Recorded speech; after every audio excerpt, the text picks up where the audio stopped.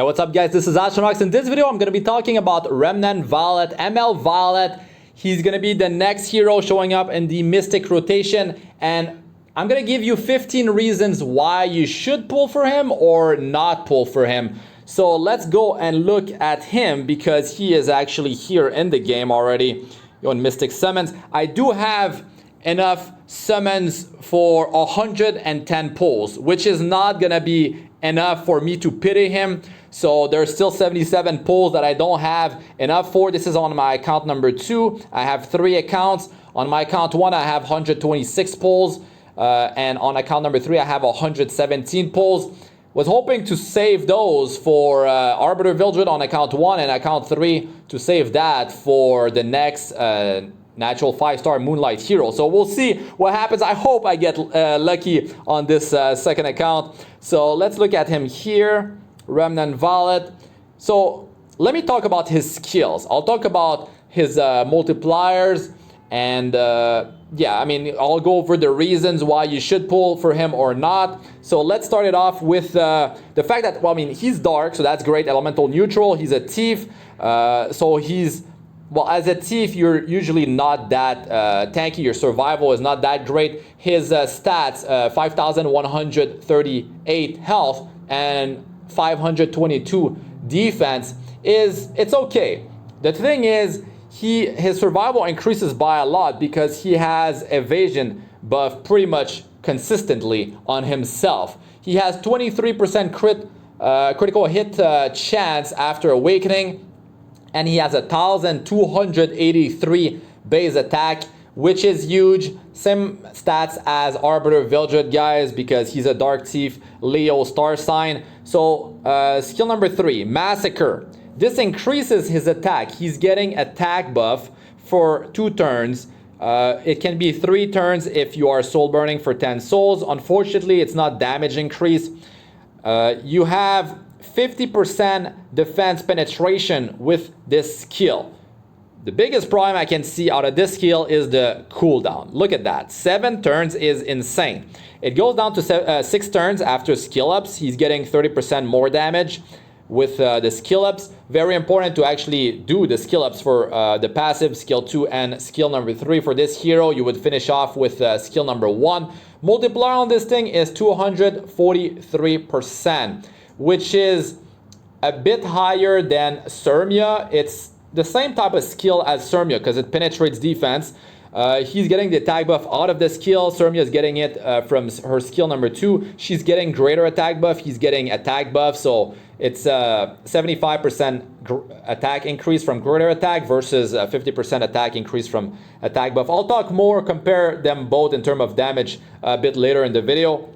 So yeah, skill 3 is definitely going to be able to like take out squishy heroes, fairly tanky heroes as well, because it penetrates defense. You don't need to rely on defense break to be applied, which is great for PvP, player versus player. So skill number 2, a passive concentration at the start of the battle and at the end of the caster's turn, has a 100% chance after skill ups to increase evasion of the caster for 1 turn. Evasion buff, you can see it on the right side, increases evasion by 50%. We'll actually go and check his animations after I go through the skills real quick.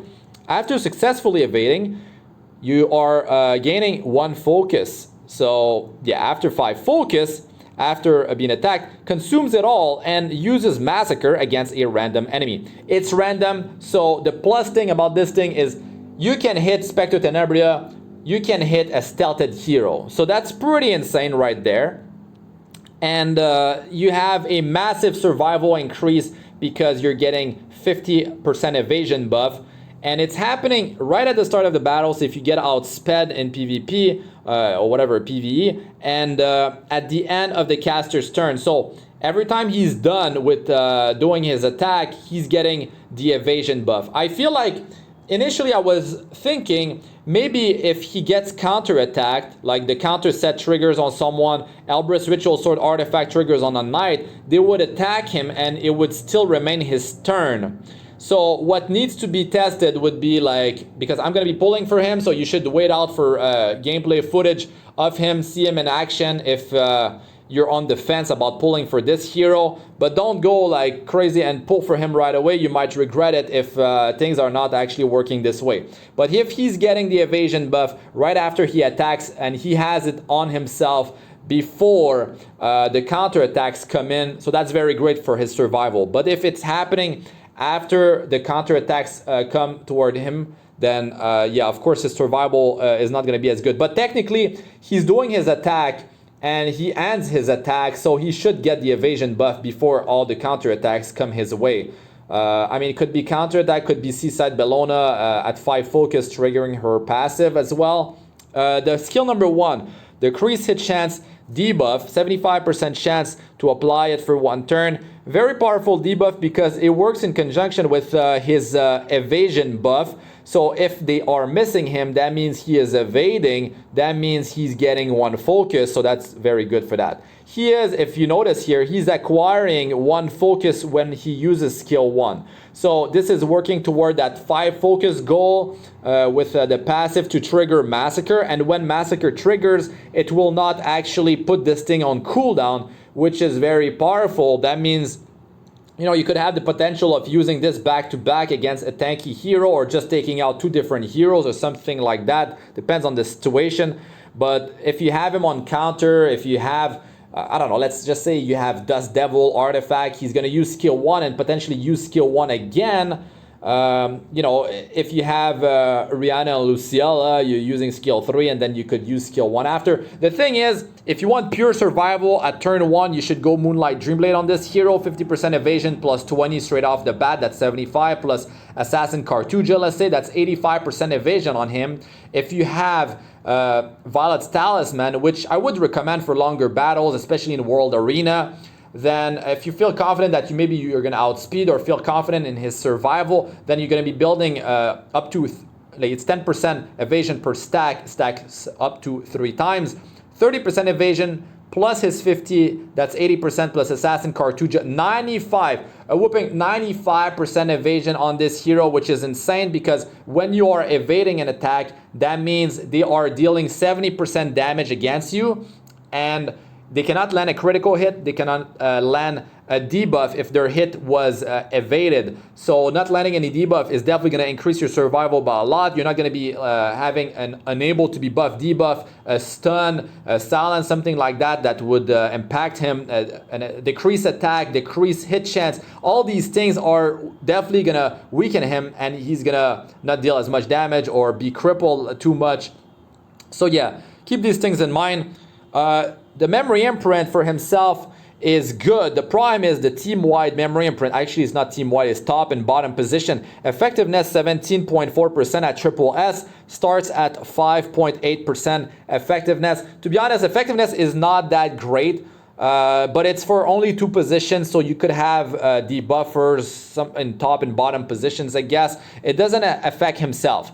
You need to activate the imprint concentration if you want it to be for himself only, and this increases his critical hit chance between 5.6% up to 16.8%. So that is a very good value if you actually need the critical hit chance, because you actually get more value out of that than if it was like attack percentage, because you know, on an item level 85 piece, you can have 5% critical hit chance roll. That's the maximum. But attack goes up to 8%, between 4% to 8% attack increase. So you get a lot of value out of this because it's 18% attack triple S 5-star hero attack percentage increase for self memory imprint. So that's basically 2.25% rolls, right? And this is over 5 rolls, 5% max, 3 times, you're at 15, you're getting 1.8% more. So more value there, but you need to put that crit chance to good use. Let's move on to his skill animation real quick. So of course, like aesthetically, like I really dig his style, right? He's very edgy. You got like the dark style going on here. I do like the gold on dark, very cool. And the thing is, definitely like don't pull for him before you see him in action. The thing is, maybe you're just pulling for waifus. He's a husbando, but maybe you just care about waifu. So right off the bat, you're probably just not pulling because of that, right? But maybe you just don't like the way he looks, don't like his animations. Maybe you already have enough damage dealers. Maybe you're not looking for a single target damage dealer. You're looking for an AoE damage dealer, an AoE. Maybe you're tired to have too many dark units. You want some light. So maybe those are reasons why you will not like pull for him. Maybe you just don't have the MolaGoras to skill his, well, priority would be skill number 2 and 3. These are a must skill up.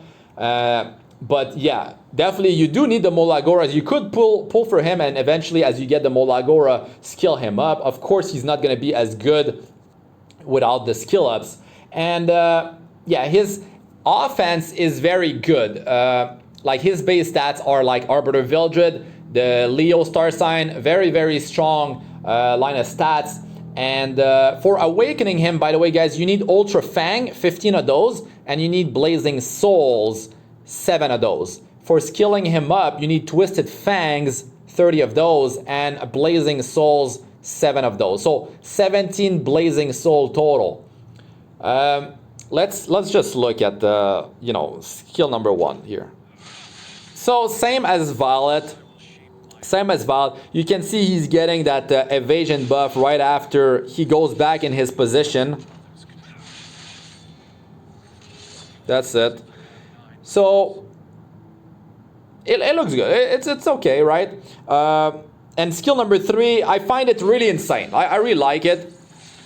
Like gold color going on, flashy effects. She's the weapon, and then like I really like that gate with like all that light coming out of it.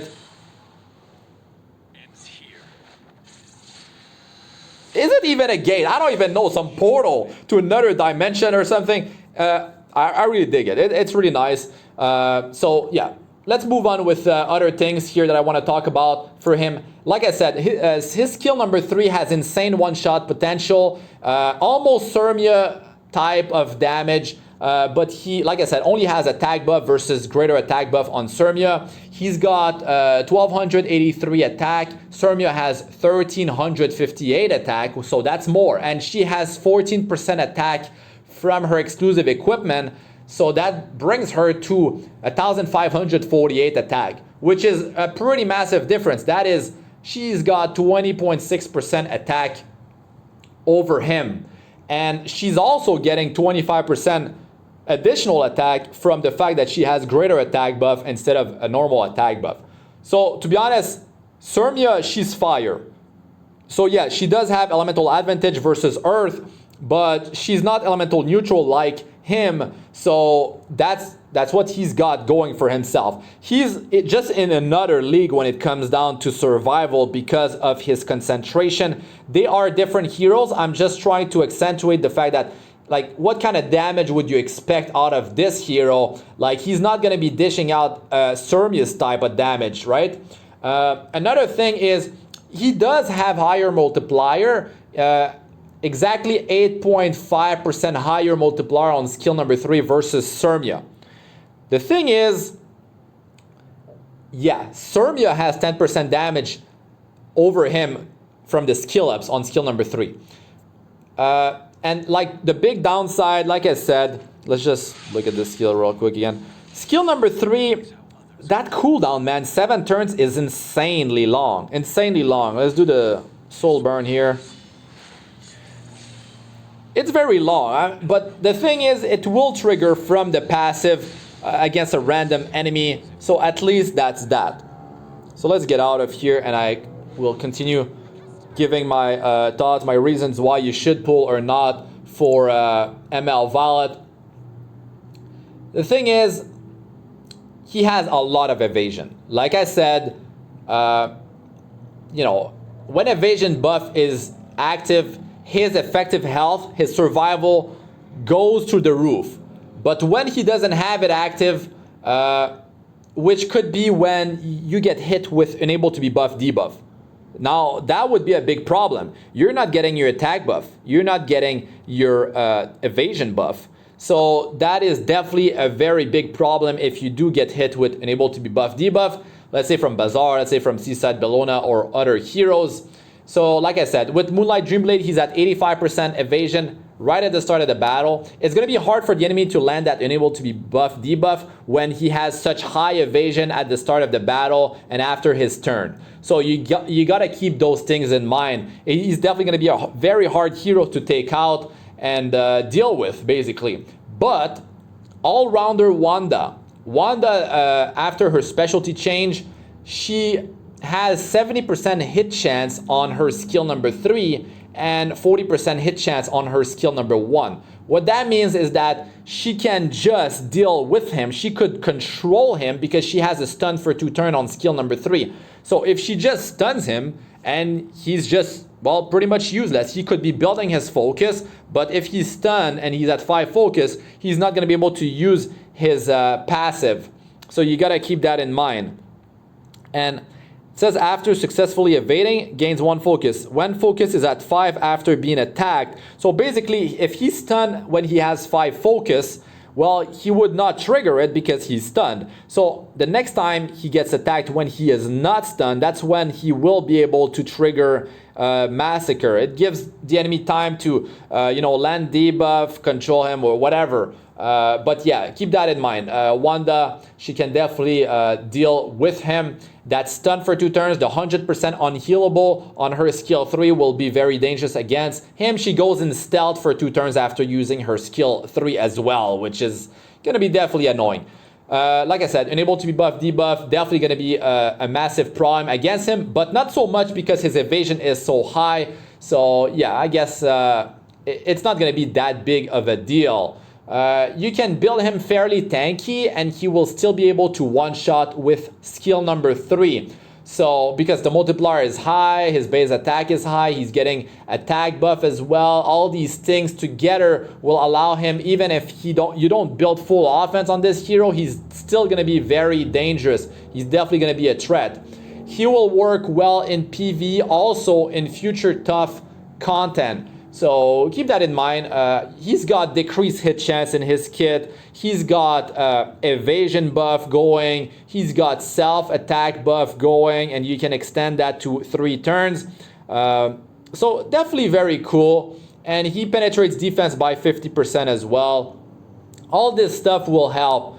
And he has okay Raid Labyrinth morale synergy with other heroes. I mean, not that great, but it's viable. I would say it's in the low 30s, the teams that have been looking, low 30 morale teams.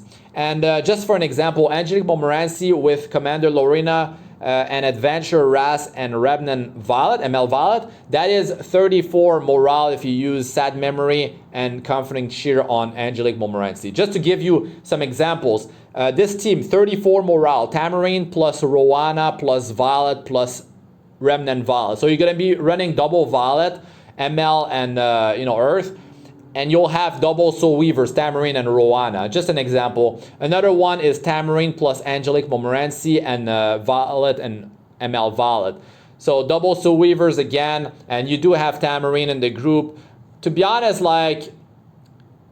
yes, you do have the free-to-play option of the first team, Angelique Montmorency, Commander Lorena, and Adventure Ras. If you do, let's say, pull for him and you don't have too many options available, 34 morale will allow you to just be okay in a raid. You'll be able to clear normal in 3 runs, and you'll be able to kill a boss in hell and clear some trash monster as well. And he's definitely going to be a strong hero there. And you will have in that team Adventure Ras for defense break as well. So pretty solid. Memory imprint, like I said, for the team is weak, the effectiveness, but the self one for critical hit chance is very powerful. You get a lot of value if you're going to be using that crit chance, if you're going to be putting that to good use. Yes, he will be annoying to deal with in defenses, be it Arena or Guild War. I mean, if you're fighting him in real-time Arena, RTA, World Arena, he's definitely going to be annoying to deal with. You might just have to ban him if you just are too annoyed by that hero.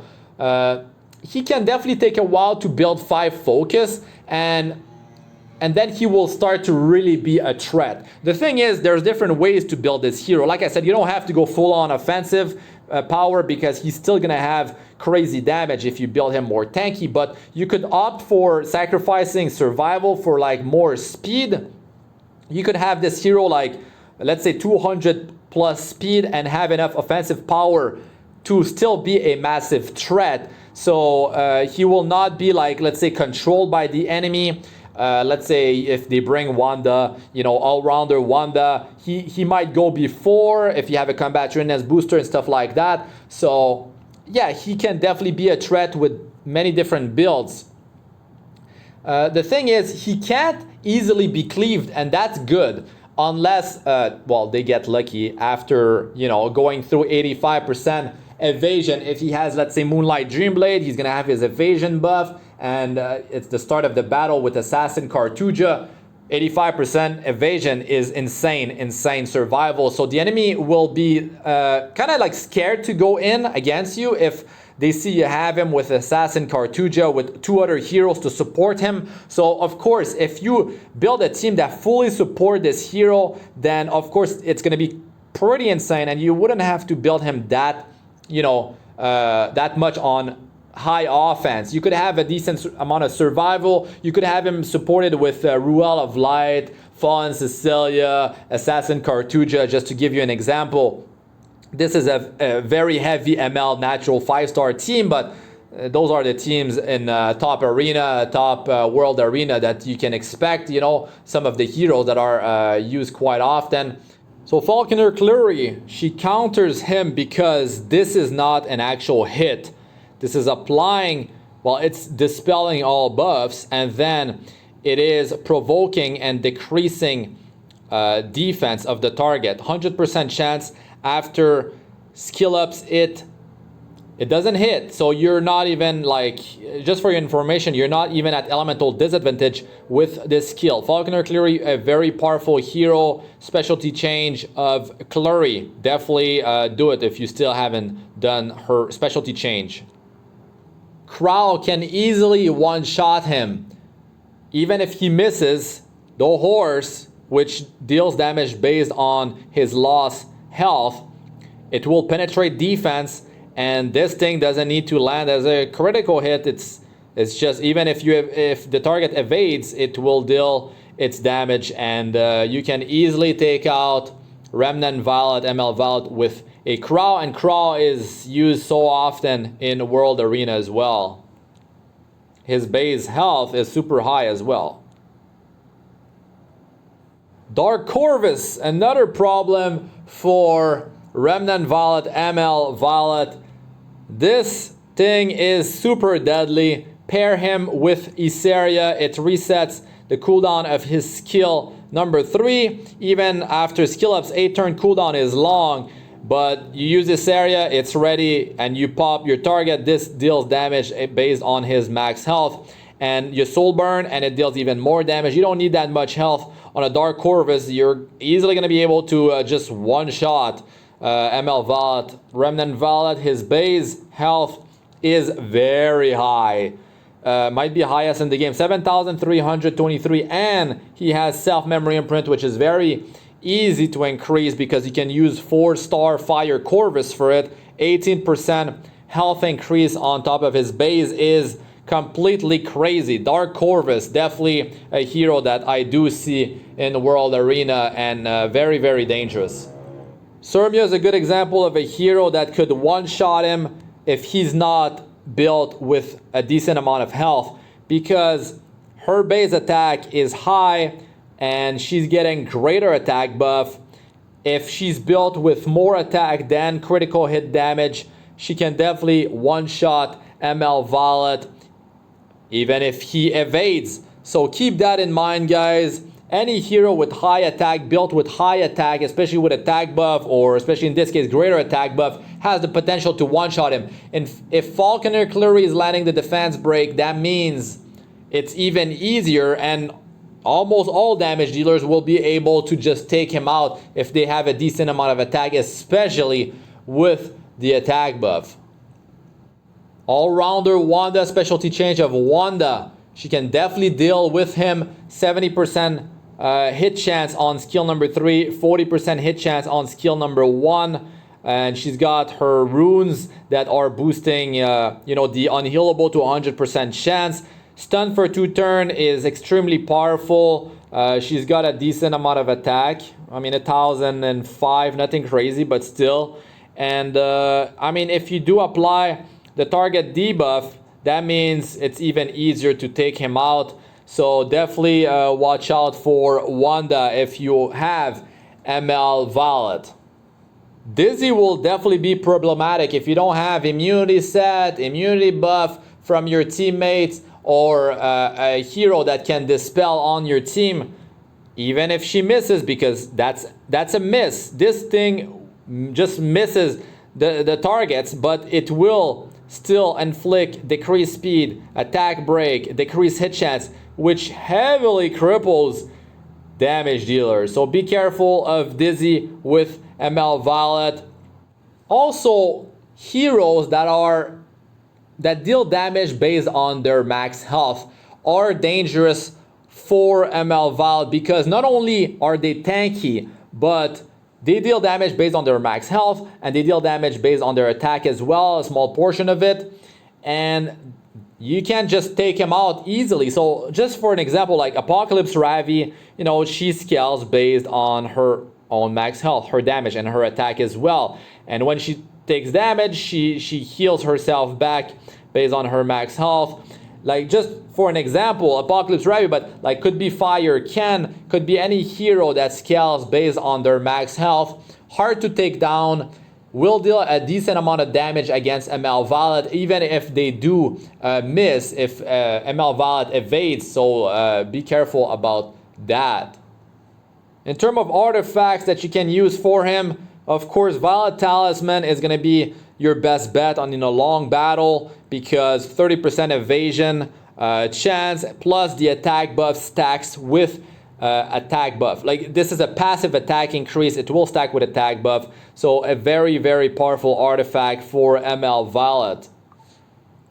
You've got Moonlight Dreamblade that just gives you the evasion straight off the bat, which is going to be very dangerous for the enemy team. If you have 70% evasion, add Assassin Cartuja, that's 85% evasion, very dangerous to deal with. And well, you could get the attack buff later on when you don't have it from skill number 3, or yeah, I mean, whatever happens, you can potentially have the attack buff if you don't have it anymore, if it was removed, or something like that. You could be using this artifact, Shepherds of Chaos. It's in the Hall of Trials shop, and as your health decreases, your evasion and your defense increases by 40% when it's maxed out. So it's a risky one to use. I would use this more in a longer battle, but to be honest, like, Violet Talisman will perform better than this thing, and at the start of a battle on turn 1, if you're max health, then this will not help you much. So might as well go with Moonlight Dreamblade if you really care about turn 1, so you don't get your team cleaved or something like that. But the evasion meta is here. Are you ready for it though? Start building your all-rounder Wanda. Man, I can't wait to see how this whole thing is gonna pan out. Definitely, I'm hyped about this hero. I definitely hope I will be pulling for him. I mean, I will be getting him out of my pulls. But yeah, let us know what you think about this hero in the comment section. Are you going to pull for ML Violet? Let us know your thoughts in the comment section. If there's more stuff you want to add that maybe I didn't speak about, or correct me on something that maybe I was mistaken on, or maybe you didn't understand properly, let us know in the comment section. Can have a discussion there. But yeah, I'll be pulling for him, and I hope I get lucky, and I hope you guys get lucky. I hope you guys don't pity him. Oh my god, I've been pitying heroes non-stop on their banner. It's been pretty insane. But thankfully I have 3 accounts. So yeah, we'll see how that goes. Anyways, that's it for this one, guys. Thanks for watching. I'm Astranox. Like, comment, and subscribe for more. And check out my other videos. Videos of all sorts for PvE content, PvP content, Arena, Guild Wars, World Arena. I got guides, tips, how-tos, Abyss Floor 62+. So definitely a ton of knowledge to be had. Just go through my playlist, especially if you are in early or mid-game, but late game players, there's a lot of stuff, hero showcases is definitely you know, one of my favorite things to do, and when there's a new hero coming out, I'm doing that. So stay tuned for my showcase of ML Valet. Fingers crossed. That's really it for this one, guys. I'm Astranox. Peace out for now.